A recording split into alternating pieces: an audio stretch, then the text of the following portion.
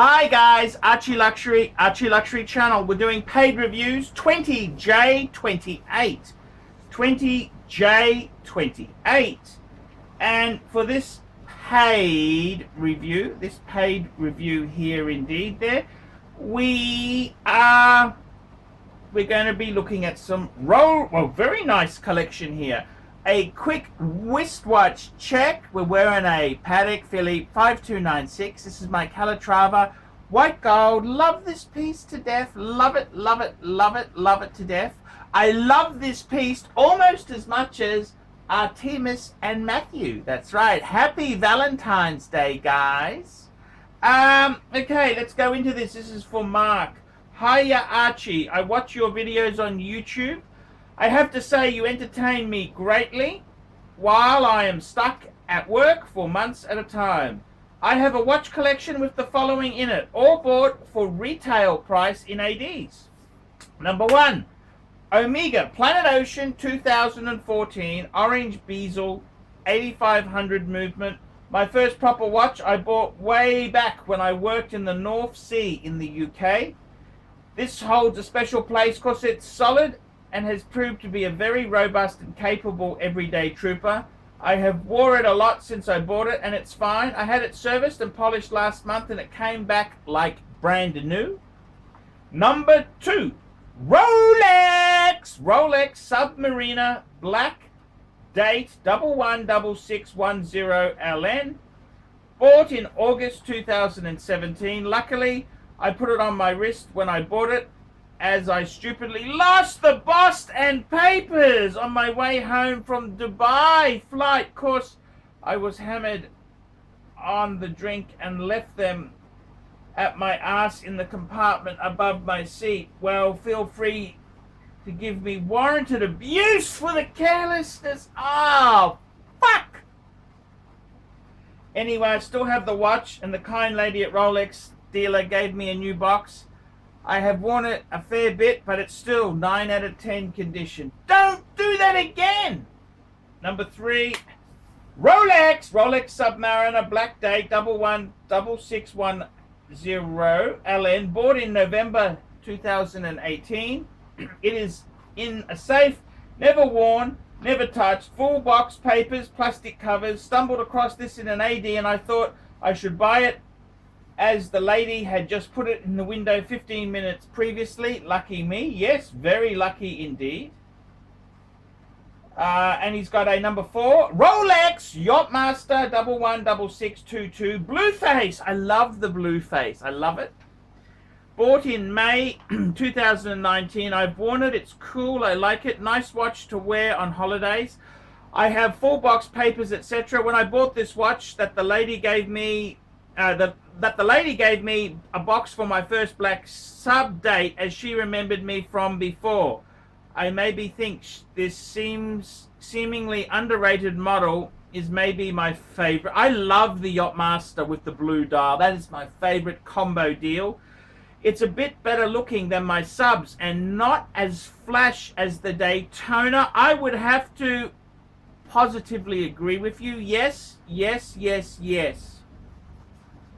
Number 5, Rolex Daytona white dial two-tone 116523, bought in September 2019. I bought this watch after I watched your video about what Daytona to buy. Two-tone for me is a welcome change, the usual steel watch craze we see nowadays, and I'm glad that I managed to get a two-tone. I've worn it a couple of times and it is class, although it may be a tiny bit flashy for me for everyday use. It's a nice weekend or special nights, yes, you betcha. But then again, as you say, who cares what others think? Yes, yes, yes. Then he's got a Breitling Premier B01 chronograph, white face steel, new model 42mm, leather strap. Bought this in December 2019 purely because I just fancied a nice leather strap watch. Something a bit classier and dressier and different to wear in more formal circumstances. It's nice and has grown on me since I slightly regretted buying it through the first week. Yes, yes, yes. Now, I gotta tell you, this is a Very interesting question here. I gotta tell you, this is very interesting review. Let's just go through this quickly. The Planet Ocean, I actually like the 8500 movement. Yes, I'm a big fan of that movement. I reckon that's the Planet Ocean with the orange is great. I'm glad you bought another Submariner to make up for the sins of losing the box and papers. That is so fucking terrible story. What a awful, awful, awful, awful situation. Awful situation. Yes, awful, awful, awful. Yes, very awful. I must say that. Yes, just awful, awful, awful, awful, awful. I like the Submariners. I love the classic black, actually. I really do. I love the Yachtmaster with the blue face. Beautiful. Stunning, stunning piece. The two-tone Daytona is one of my favorites. Look, I swapped my Maserati dial Daytona for a Paddock. I really wanted that Paddock. It was a 5127. The whole reason I wanted that one, I haven't really shared this much, it's because I had a very similar Paddock. I had a 5107, and they so rarely come up in Australia. They don't come up, okay? And I just felt I loved my Daytona, but I really wanted the Paddock, because I've gone Paddock crazy now. I'm going to get a Rolex again. Yes, I will. And if I missed out on that 512, I'd never get one again. I got it at a very special deal, so I am happy that I traded. Look, I had to do it. I had to do it, okay? But the two-tone Daytona, I think, is stunning. Stunning. And you've got, look, the Premiere. Yeah,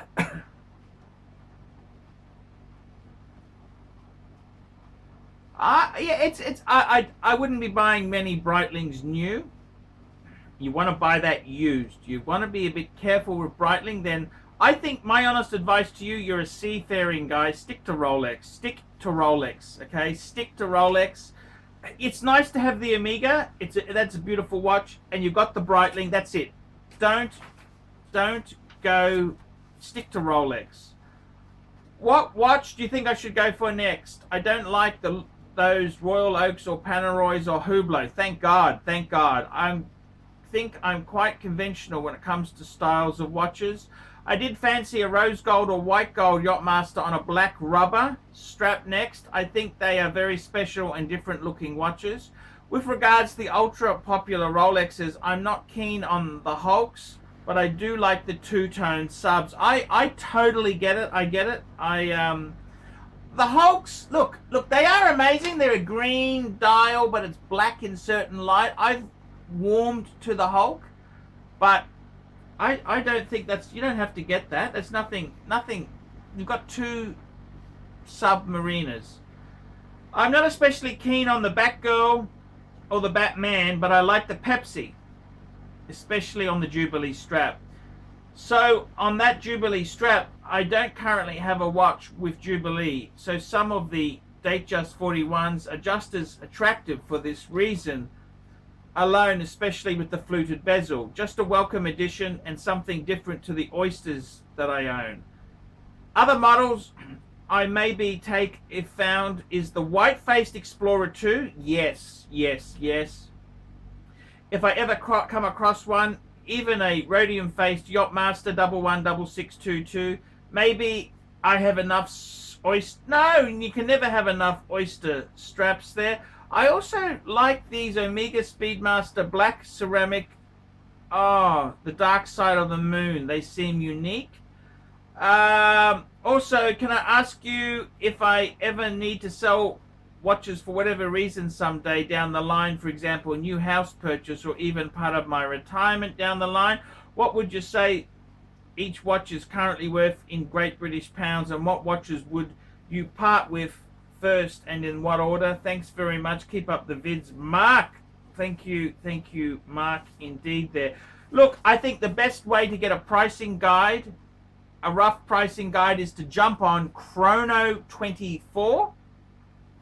Don't just go for, I think what you do is, this is what I do, is you search for the model that you've got, and you discard the Russian or Polish or Ukrainian dealers, because they're always cheap, but you can't buy them that easy. They're difficult. Well, you can buy them, but they're difficult to deal with, and they don't ship by courier. You've got to go there in person, and what's to say, if you don't speak Russian, I think you're fucked, okay? That's the honest opinion there. I would also say, look at the prices, look at similar condition with box and papers. Don't just pick the cheapest one and say that's what it's worth. Have a bit of a medium price. That, of course, would give you second-hand retail.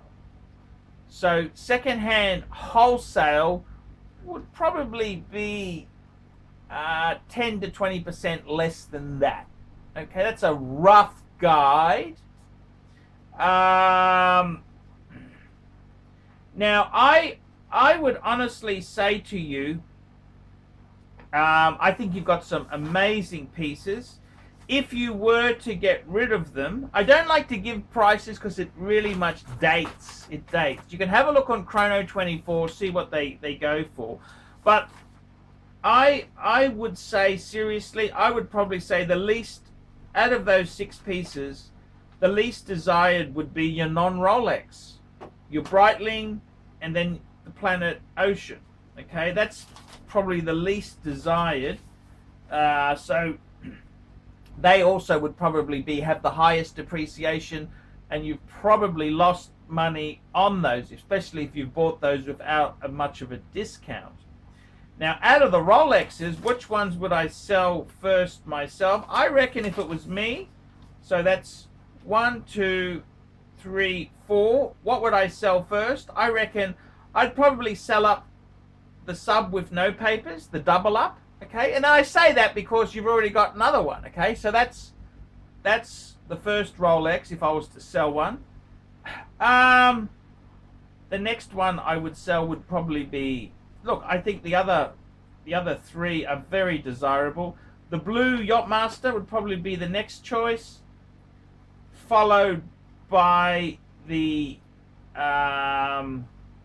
Daytona, and then followed the one I would never sell, or try not to sell, would be one of the Submariner with papers and box and papers sub, the full set one, never worn.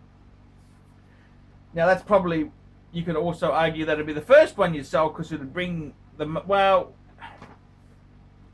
actually the Daytona would probably be the most valuable one as we speak at the moment. But I gotta be totally honest with you. I would seriously say to yourself, okay, you've got beautiful collection. I take it you're a merchant seaman, which that's why you earn good money. Good on you. You do a job that is hard. It's very hard. I would say, man, I would have, what I would say is, you got to buy what makes you happy. Save 15% of your money for investments, and then put some money into watches. Putting money into watches is not a bad thing. These are very, I think, long term. They're cool things. What would I get next? What would I get? Look, I tell you honestly, I would tend to stay away from gold, Rolex. I think a better investment is steel. Always steel or two-tone. Okay, now I say that because there's nothing wrong with buying a two-tone bluesy. That's quite okay, but collectible-wise, the steel ones do better. So my advice to you, I reckon an Explorer 2 42mm would be a fabulous addition. That's a great watch. Look, it's very hard to get a Batman or a Pepsi. And even a Hulk. You don't like the Hulk? Well, that's good. I probably would say to you, I wouldn't necessarily get a Datejust. I think the Datejust, they're a bit soft. Stick to steel sports and two-tone sports. Rolex! That's going to give you better retention. I would stick to the sports. You love the sports models. That is what the world is crazy for. I don't think the world would ever... The Datejust is a great watch, but it's you honestly, you should stick with the sports. Unless you really, really, really want a Datejust, which I could understand, I would stick to the sports watches. That's honestly what I would recommend for you there. Stick to the sports. And I don't think you can go wrong. You do that, you can't really go wrong. So that's what I'd be doing. Stick to the sports. Stick to sports. That's definitely what I think you should do.